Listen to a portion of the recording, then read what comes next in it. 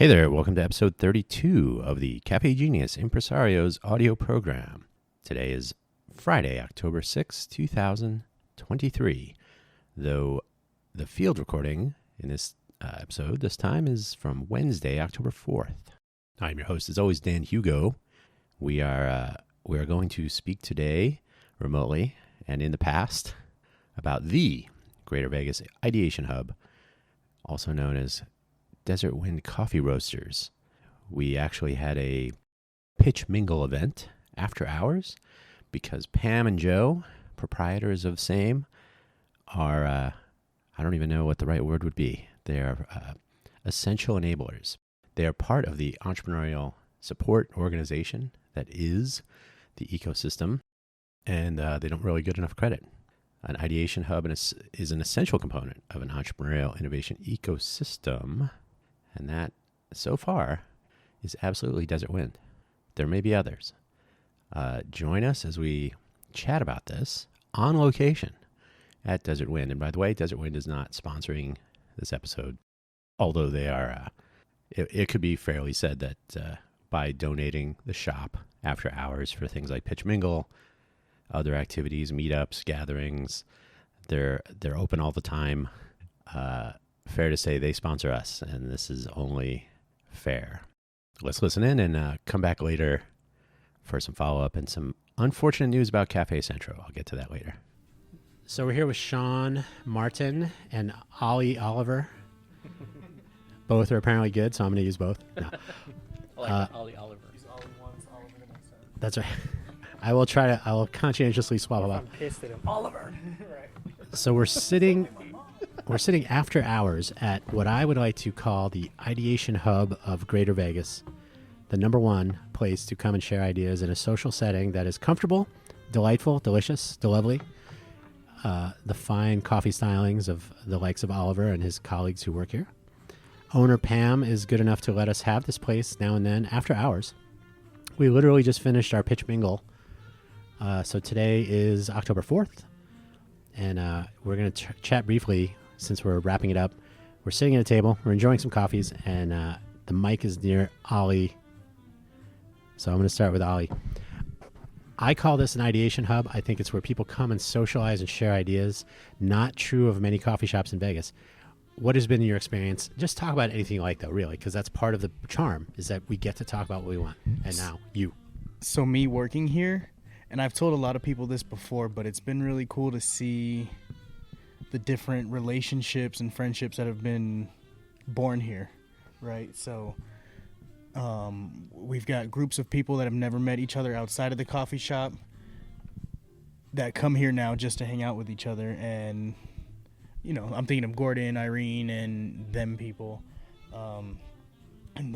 that have formed, and they've been friends for years, just meeting here at the coffee shop, you know.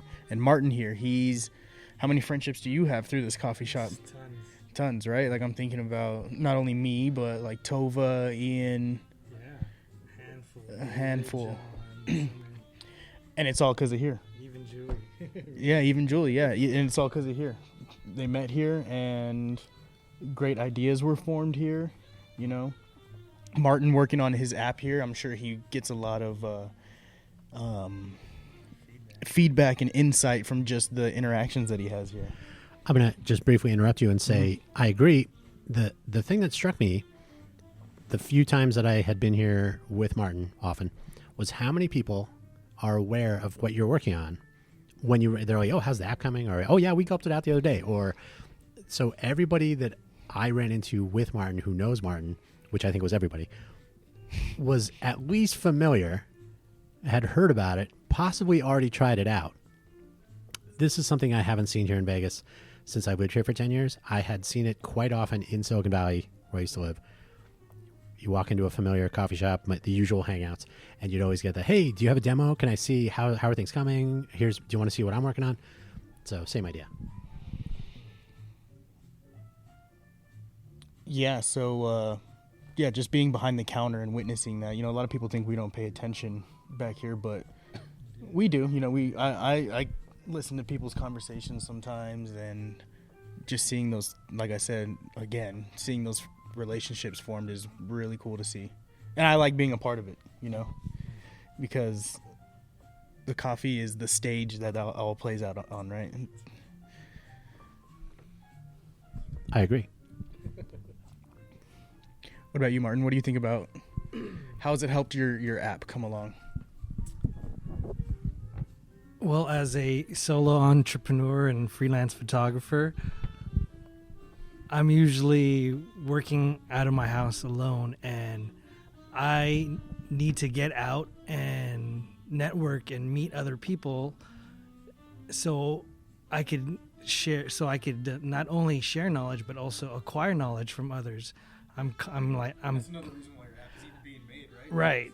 Like I'm constantly seeking like feedback and just wanting to know what other people's thoughts and perspectives are, just so I could have a better understanding of what I'm doing and where I'm heading. And so coming to Desert Wind, Desert Wind Coffee Roasters not only gave me a place to be able to find like-minded people who are not only willing to share their time, effort, energy, and knowledge with me, but they're genuinely like wanting to know what I'm doing. And so I love that like family feel of like people like wanting to really like people who want to see you do well, right? So I think that's another reason why I do come back to this coffee shop, is because then I meet people who I've made friends with here, but they also encourage me and want to see me successful, and me wanting to do that for them as well. So Sincerity too. The sincerity is there. I could see that again. Everybody here. Whenever I've been here with you, everybody, hey, Martin, how's it going? And there is it's like going to a pub. If you're in a pub culture, Cheers. It's your usual spot, and everybody knows your name and they know what you're working on, and you have the same, right? So it's not like, go ahead, Oliver. On the other side of that too, I've also seen where Martin's trying to get work done, and every person he knows is coming up to him, and it kind of stops him from doing that sometimes, Yep, so I've been there. It's a double-edged sword. Absolutely. In fact, there was a coffee shop near where I lived in Sunnyvale, California. I was like, I gotta get out of I'm working at home all the time. I'm gonna go out, do the coffee shop every day, 9 o'clock in the morning till they close at like 7 or whatever it was. And eventually you're like, I'm getting nothing done. I'm talking to everyone about what they're working on. They want to see what I'm working on. Everybody's, project. I'm still in touch with some of those people though today. So to your point about building friendships, Oliver, about, you get to watch all this stuff, but you're a part of it too. Obviously you're sitting here right now because Martin loves you. Nothing but good. And as do most. Yeah, Martin's one of my best friends now. Yeah. And the first drink I ever sold this guy, he told me was trash, It's so true. And that. But we do the review segment. Great friendship. By the way, I did have a cortado with brown sugar. The delightful. The drink got better. Yeah. This drink was good. I'm not. The only batch. After that, everything has just been. we laugh at that now, Well, anybody who's a regular anywhere, it's hard to be a regular. You could be a regular at a barbershop. There's a similar culture at a barbershop sometimes. Bars are a little bit tricky because those who are on one side of the bar are watching those on the other side become less and less functional. Coffee has kind of the opposite effect. But you rarely go to a bar to share ideas. You share opinions, politics and religion excluded, of course, pub rules. But yeah, if you can come to a place where people are engaged with what you're working on and it's not merely transactional, but you have an ongoing conversation, I think that's really invaluable. That's why Ideation Hub, I think, is a critical component of a innovation culture. Don't get me started. I'll talk for another hour. Sean, you want to chime in? I think the only thing I'd like to add is the coffee culture is almost very conducive to that innovation, right? A lot of businesses, a lot of partnerships, a lot of great things started in coffee shops. But there's also that it's almost that the extension of work. I think you mentioned, Dan, that you go to a coffee shop because you're tired of being at home just staring at that computer, right? Because like humans, I mean, we're social creatures, regardless of what people tell you during COVID or whatever. That kind of like screws us over. But I think we crave companionship. We crave interaction. Oxytocin. And I think that's, like, it's almost that validation from an innovation perspective, right? It's like, oh, hey, I'm building something. Like, I'd like to show you. Like, oh, like, yeah. Like, and check this out. And check this out. Like at a work setting, it's almost like, oh, yeah, we're all sort of doing the same thing. But in a coffee shop setting where each person really has their own little project, venture, startup, whatever, where it would have different goals, right? I think that's what makes it a little bit more special. And they can be themselves. And they can be themselves. Sure. Exactly. And if you have a variety of different ideas, you always have different perspectives. You'll get some real feedback. You might get some like, oh, I hadn't thought about that, insights, which Martin has kind of referred to. The gulp it out concept that he's working on essentially enables that on one-to-one chatting, but it's sharing your idea with somebody and then getting that feedback. It's powered the pitch workout room concept, which I've already said was similar in a different way, like orthogonal way. But yeah, getting feedback from real people who actually care. So it's not merely transactional, but an active interest. In my travels, aside from the fact that you do run out of, you're like, okay, I'm not working anymore. I'm just talking. Until you reach that point, though, the value of that interaction and the feedback from people, and just there's a certain value of showing somebody what you're working on and getting that positive dopamine hit, right? Like, oh, cool, right? Or not as cool as last time, right? Which is useful also. Mm-hmm. I would also say that coffee is more like a work day thing. Going to a pub or similar is more of an end of the work day. So if you can make a coffee shop, which is not true in every coffee shop here, which I'll get to in a second, but you make the coffee shop an extension of wherever you're working. You could be taking a break from work, wherever you were actually working, or it might be, like, I'm just going to go down and show people what I'm working on, and enlist early testers, as Martin has done. I think everybody here is familiar as early users, which is kind of cool. Yeah, but I think that's the reason why that the whole coffee shop concept is really makes sense, right? Because I think in this type of environment, people are more open to having those conversations. I think Dan, what you mentioned with in the Valley, where like a lot of businesses, a lot of people, oh, hey, like, you just look at the other tables, like, hey, they're building something. What is that? That looks kind of interesting. Can I join you? Can I join you? You know what I mean? Like, we are hiring. So, like, that happens. Sure, absolutely. Yeah. And I think, like, you go to any coffee shop around town, there's always somebody working on their computer, or a student that's studying, or whatever, building something. I think, at least for me, what's a little bit more challenging is, okay, like, how do you actually, is it okay to approach people, or is it, you know what I mean? It's not as, I'm not like, Martin is like a social butterfly. Well, I will give some credit, though, to this setting that Pam and her cadre of fine employees, such as Oliver, whatever one we're on now.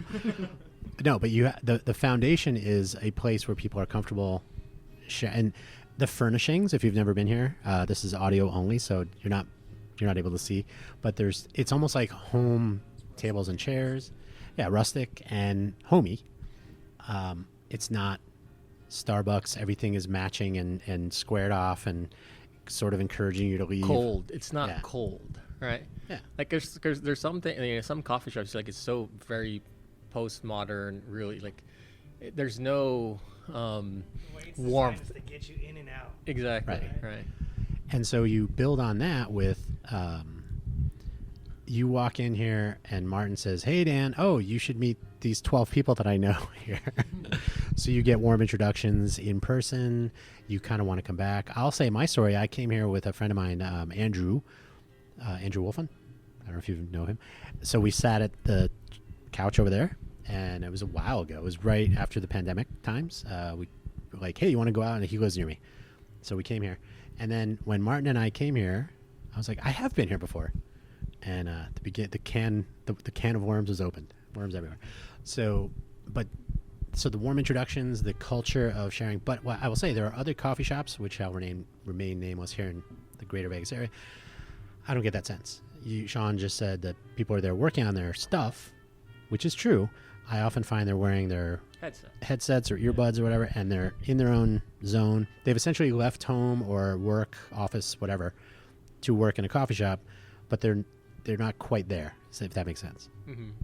No, it does. And I think that, I don't know if that makes it harder, or is it actually you're just there to not be at home, right? But you're not, like, I think one of the points that you mentioned, right? Okay, if we really want this to be innovation, like this environment, then I think there has to be an openness of sharing, of having the conversation, of building those relationships, of showing them, hey, check this out. Yeah, it's welcoming. Right. Yeah, exactly. Not only and welcoming, but also some trust level, as in Martin, I don't believe, is concerned that anyone that comes to this shop at any given day is going to steal his idea, quote unquote steal. So you have to be able to trust the people that are entering this Ideation Hub. Innovation from ideation, right? So the freedom and trust that you have to share your ideas and get the feedback is essential.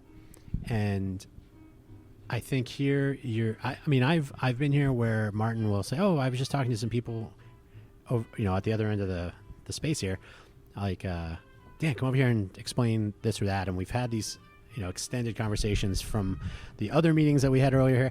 And then things just go from there, right? It's a very fluid conversational environment. I get the sense in some other nameless coffee shops around town that, like, don't bother me. Like, I don't want to know what you're working on. Don't look at my laptop. Don't, so. I'll have that screen, that privacy screen on sure. the laptop. Yeah. And not everybody is like that, but I get that feeling. Even if they're open to discussion, the air is thick with, like, stay away. Martin, please jump in. Save me. No. There's that as well here too, right? Like, I guess since I do spend a lot of time at Desert Wind, specifically this coffee shop, I've gained like an understanding of when somebody's like in the zone of what they're doing, and so yeah, when you have that feeling like, oh no, this person's in the zone, they're doing their thing.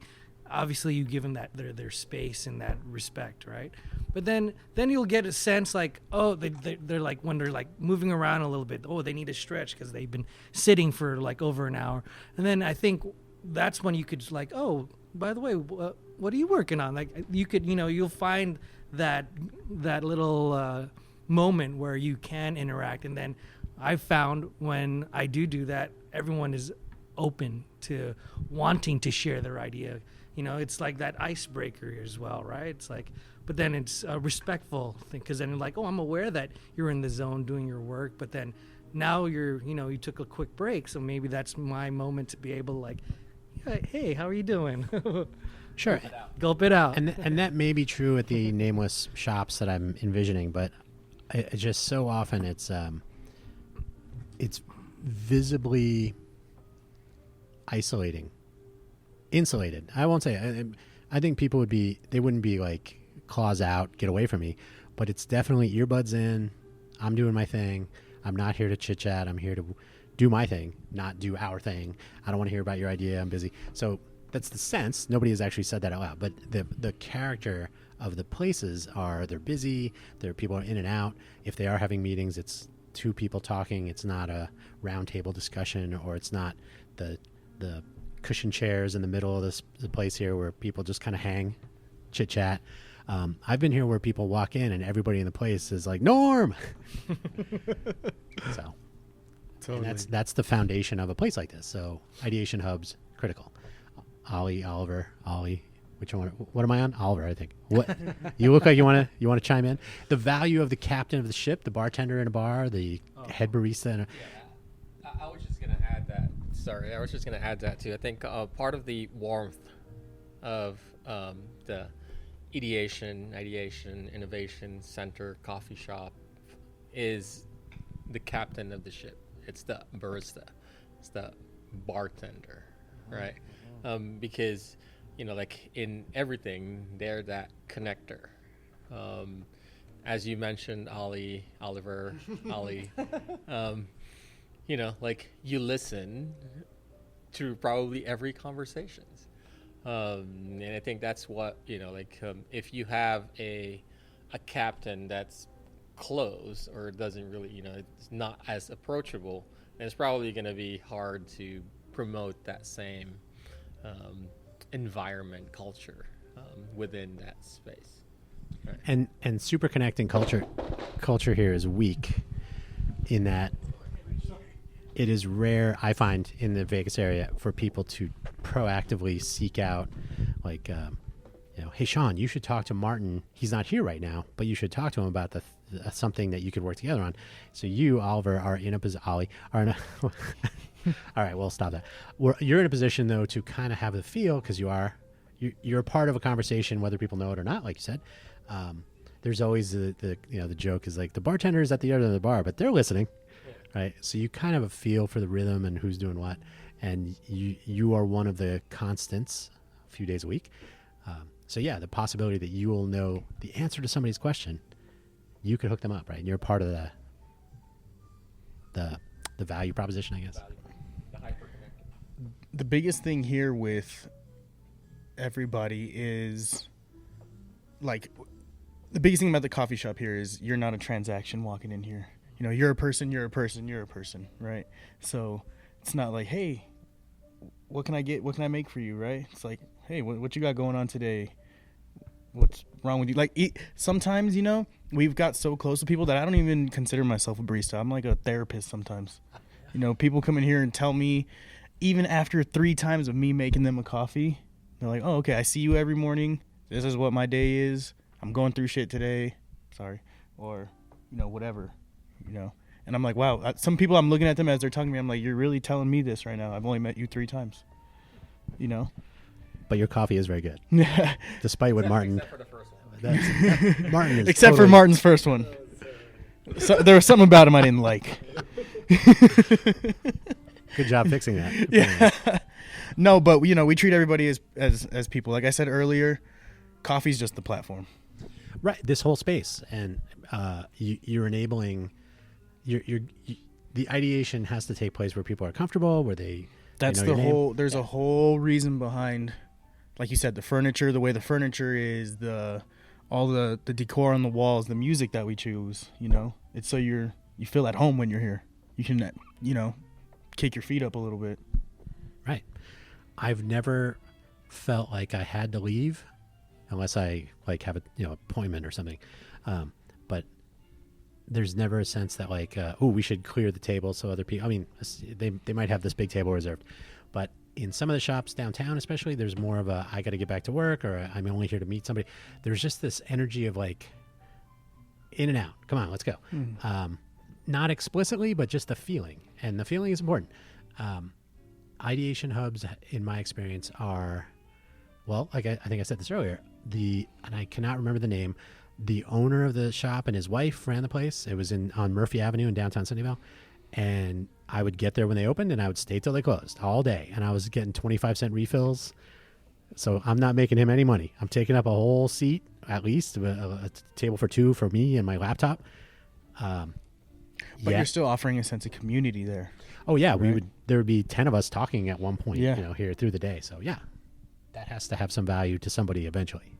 And that's the big thing here. We care about the community around us, the people around us, the people that come in that take the time out to ride their bike all the way from the strip up here, It takes me about 2 hours to get here on a bus. 3 buses. So that means a lot to us. Little things like that means a lot to us. So we try to care about everybody that comes in here. Oliver better make me a good coffee this time. And then I'm not here. Well, you were today. But yes, yesterday, 2 hours to get here. I think espresso doppio extra dope was funny. Apparently not everybody did.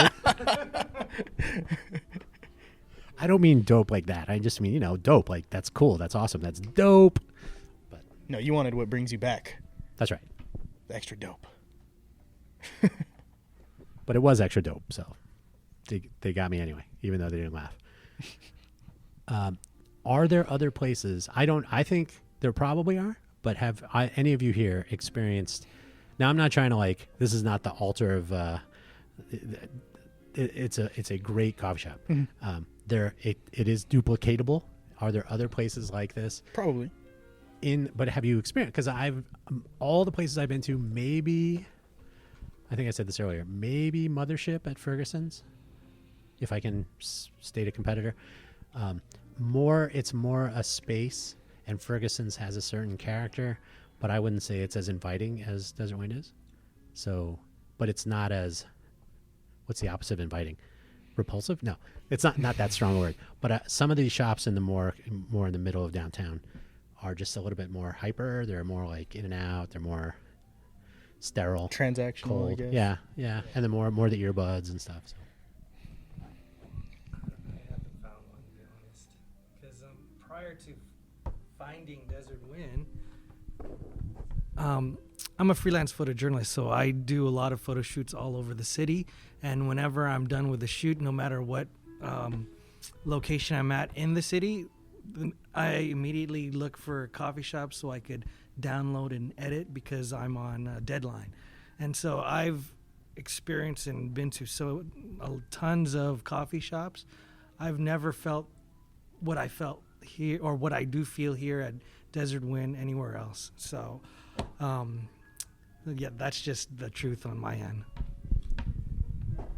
I just want to add this one input. I'm probably the wrong person to ask because every time I go to a coffee shop, I am transactional, meaning I go in for coffee and then leave.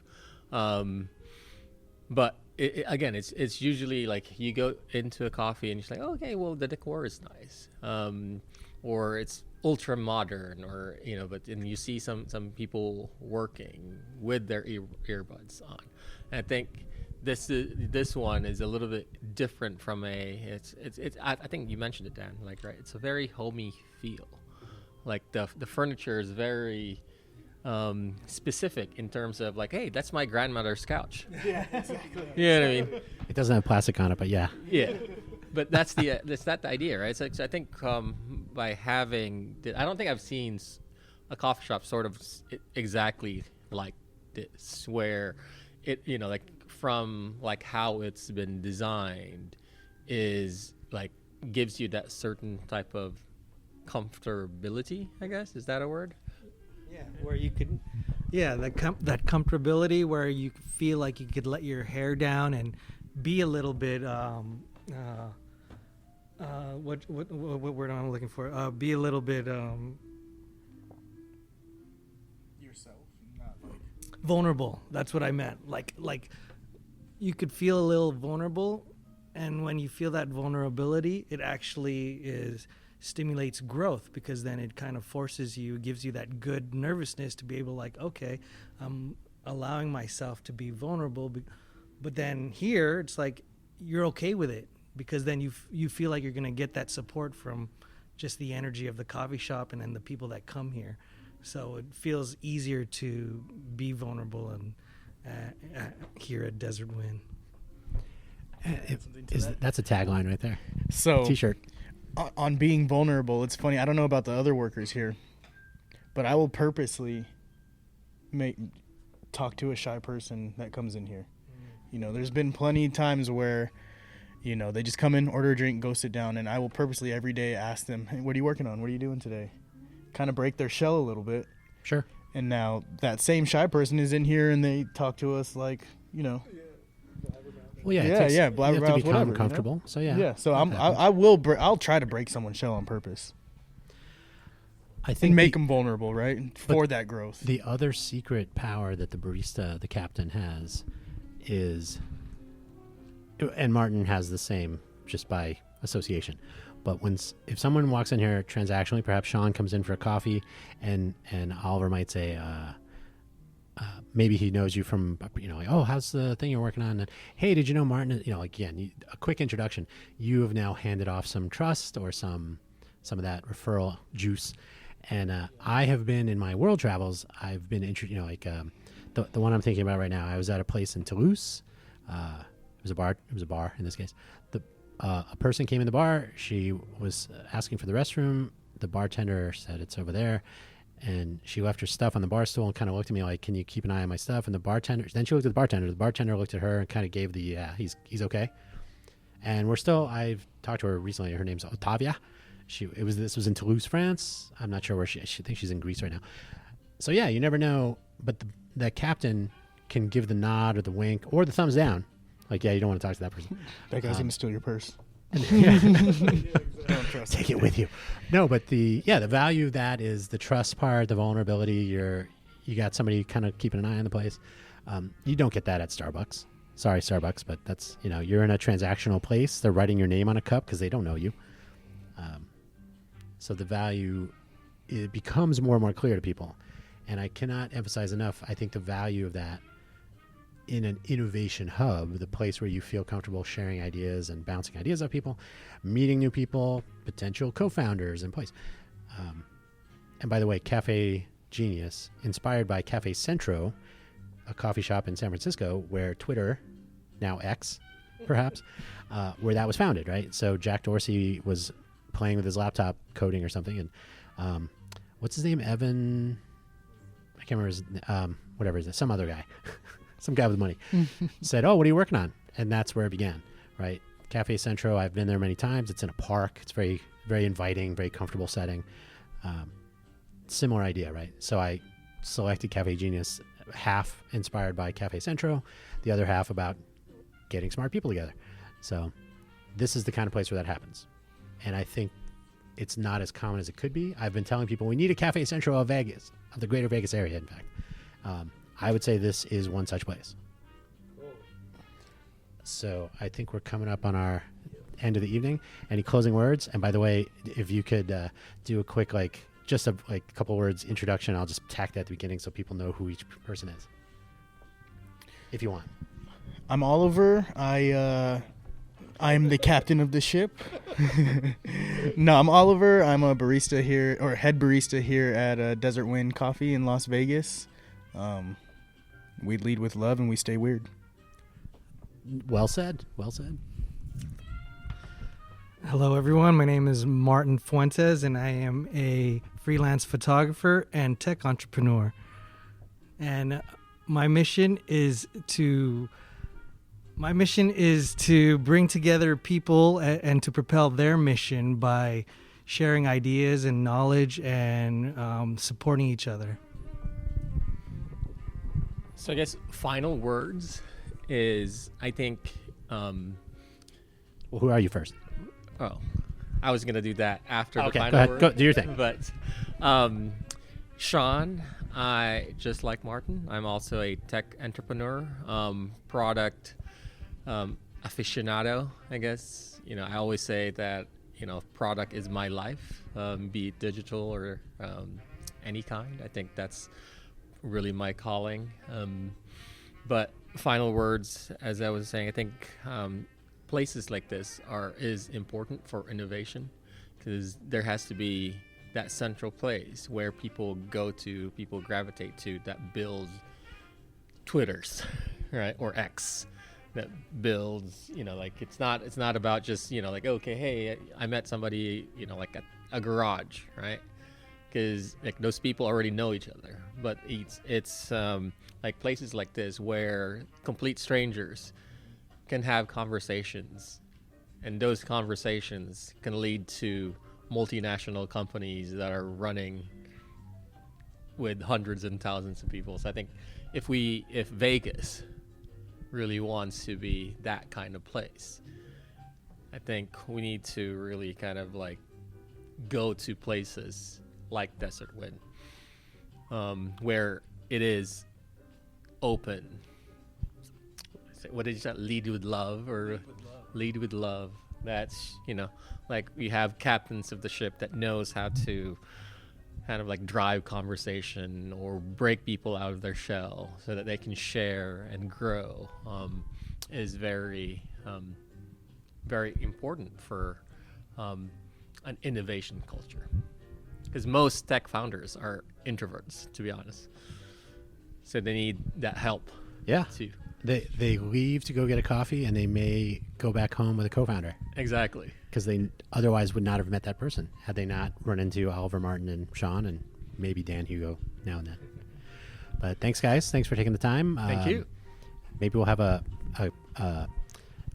remote is good, but I will have more microphones if we do like a remote thing. But thanks for putting up also we've been passing mics around to enable this. So thanks for the time. Martin, final.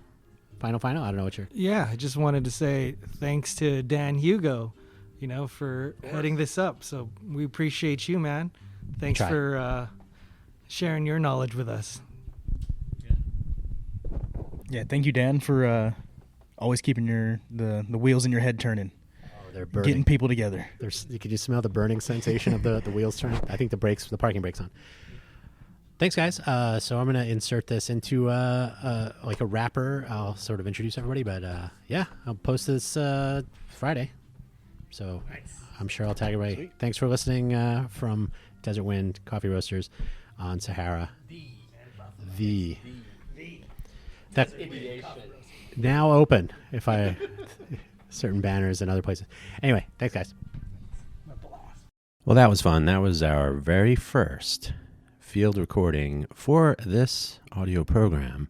A long time ago, I used to have only a field recorder for our shows we used to do for my Radio Sunnyvale podcast network, if you will. I co-founded with a colleague in Sunnyvale, California.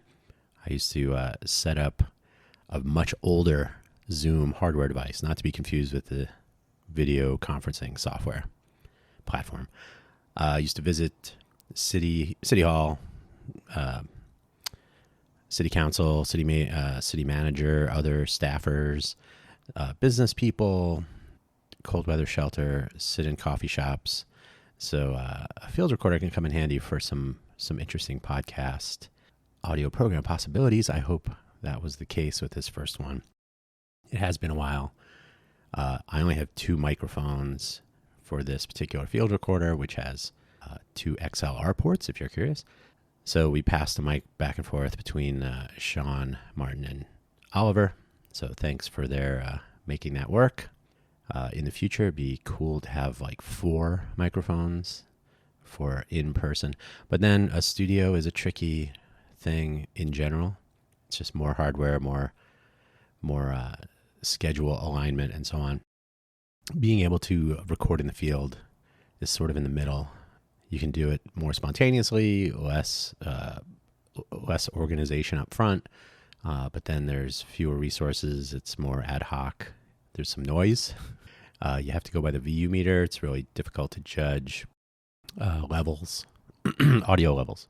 And so here it is. But that was our first one, and I do thank them. Now on the note about Cafe Centro. So I have been saying for the last year, it's October 2023. So since late 2022, I have been saying we need Cafe Centro in Vegas. Cafe Centro is where I don't mean to give undue appreciation for the company, but since we all know it, Cafe Centro is where Twitter was founded, sort of. It's where Jack Dorsey was sitting with his laptop, hacking on his idea, and I believe it was Evan Williams who happened by. Cafe Centro was located in South Park. I say was. I'm foreshadowing. It was located in South Park, which is very near the baseball park. I think it's AT&T Park. It's been a while. So in a nice little enclosed area, a nice little coffee shop, more outdoor seating than indoor probably, but similar effect. You can go there, hang out, talk about ideas, show the future enabler of your startup idea, your idea on your laptop, have it turn into whatever X is now. And so Cafe Centro was rightfully an ideation hub at the very least. And so in the show notes, I have a link to their website, Cafe Centro. I also have a link to the Desert Wind Coffee Roasters, of course. Link to cafecentrosf.com as well. They have recently closed. That is a moment of silence. Or there should be longer. They're a 30-year run. Never recovered from the pandemic, apparently. although I have attached a link in the show notes for an SF Chronicle article. There may be hope to reopen it. Luckily, the infrastructure required for a coffee shop is doable, and certainly it has the momentum and brand recognition. So fingers crossed. But yeah, my point with Cafe Central mentions over the last year is that we need such places in the greater Vegas area if we have any hope to become an innovation hub of any kind. And an innovation hub, well, let me back up a little bit. We're already an innovation hub when it comes to certain things like hospitality, entertainment, food, drink. So we're adding professional sports. So there's already innovative thinking. You kind of have to be innovative because you can't just open an entertainment venue. Now you have to open an entertainment venue shaped like a sphere with a display on the outside and the inside. It drives people wild. So that's that is a form of innovation. So if we want to become an innovation hub across more entrepreneurial endeavors that are not $2.3 billion in spend, value remains to be seen. Not everyone can tear down a resort and put up a baseball stadium or repave roads and bring chaos and disarray to the entire strip and surrounding areas for months and make it difficult for people to get to work for a couple of days in mid-November and before. So normal everyday people, sometimes they need to go talk to other people about an idea and either be told that's been done, that's ridiculous. And by the way, that's been done is not really a reason to not do something. That's been done, but it could be done better is the subtext. But to be able to ideate with other people in person is valuable. You can do it on Zoom. You can do it online. It's not disallowed. In fact, you may have heard Martin mention Martin is working on such an idea for online one-on-one discussions. So not discounting that, but the ability to mix going to a coffee shop to crack the laptop open and get some work done, quote unquote, and actually strike up a conversation with someone who either has a similar background experience and can offer that sort of feedback to a notion, or someone who has none of your experience and yet can still offer experience and opinion completely orthogonal to what you've done, but maybe completely relevant to what you're trying to accomplish. So back in the downtown project days, they called these serendipitous collisions. As we discussed in the field recording, you can't really have those if people that you run into have their earbuds or other headphones. They're in their own audio world, focused intently on their laptop, possibly facing a wall or a window, not really inviting conversation or interruption, I suppose. So an ideation hub, a social setting such as Cafe Central, but certainly Desert Wind offers a more, almost like a living room, literally in terms of furniture and aesthetic, but also figuratively in that I've watched it happen countless times. We talked about it during the segment. People can just strike up a conversation. It's a comfortable place. And so I want to thank Sean, Martin, and Oliver. I want to thank Pam, who was not there. It was literally the four of us at about 7:30, I think it was. We normally, when we do Pitch Mingle, we have the after hours coffee shop space from 6 to 8 usually is the plan. Pam, as always, completely supportive. Oliver runs the place for the after hours session. And we have any age-friendly gathering of people to talk about their ideas as though they were mingling at any of countless events that happen in Las Vegas. But in this case, feedback. So you can speak as an elevator pitch format. So we start with 2 minutes. It's a very tall building. The Merdeka 118, I like to say it's the second tallest building in the world in Indonesia. So 118 stories. So figure 120 seconds, 118 seconds. So you get 2 minutes to start, but we very rarely stick to that strictly because when you're in a mingle situation, there's no timer, there's no clock, but we do encourage interruption, chaos, noise, just like the real thing. That way you know how to make a point quickly, because the person you're speaking to may be interrupted or taken away. Someone may take you away. Hey, Dan, I got to talk to you over here. Hey, you got to meet this person. Like, I'm in the middle of trying to secure funding for my giant startup idea. But, and then get some feedback and like, hey, it'd be better if you made your point that you made in the second minute in the first 12 seconds. That'd be more effective. So NEH friendly, because anyone can have a startup idea.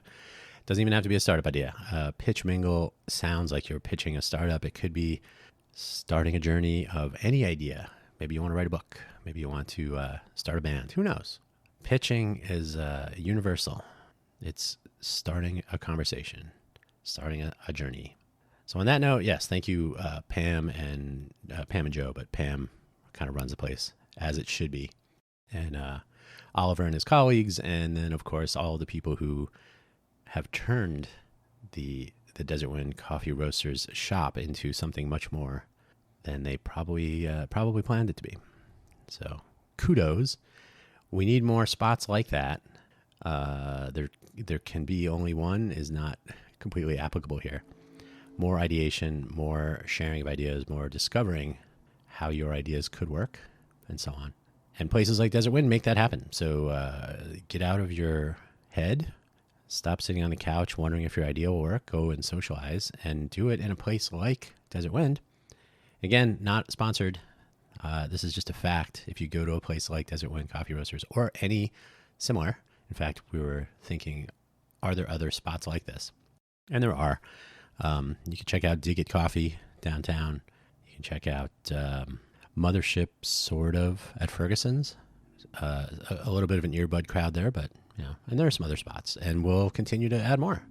So get out, talk about your ideas, socialize a bit in person before the next thing comes along to make us all stay home.